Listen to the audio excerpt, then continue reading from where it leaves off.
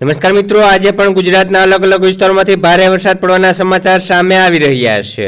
ત્યારે અત્યારે તમે જે વરસાદ જોઈ રહ્યા છો તે કેશોદ તાલુકાના શેરગઢ ગામનો છે। વહેલી સવારથી જ શેરગઢમાં ભારે વરસાદની શરૂઆત થઈ ગઈ છે। ત્યારે હજી પણ ગુજરાતના છૂટાછવાયા વિસ્તારમાં મધ્યમથી અમુક સીમિત વિસ્તારમાં ભારે વરસાદ પડવાની આગાહી હવામાન વિભાગ દ્વારા કરવામાં આવી છે। અને હજી પણ ઘણા બધા વિસ્તારો એવા છે કે જ્યાં વાવણી લાયક વરસાદ નથી થયો અને જ્યાં વાવણી થઈ છે ત્યાં પણ વરસાદ નથી થયો। તો આવતી 18 તારીખે વરસાદનો એક સાર્વત્રિક રાઉન્ડ આવે તેવી શક્યતાઓ હાલના મોડેલો પ્રમાણે લાગી રહી છે, જેને કારણે જે વિસ્તારમાં વરસાદ ઓછો છે તે વિસ્તારમાં પણ વરસાદ થઈ જશે।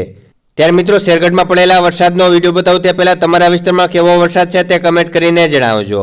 અને આવી જ રીતના હવામાનના પડે તાજા સમાચાર દરરોજ તમારા મોબાઈલમાં મળતા રહે માટે નીચે આપેલ કાળું સબસ્ક્રાઇબનું બટન દબાવી ચેનલને સબસ્ક્રાઇબ કરી લેજો।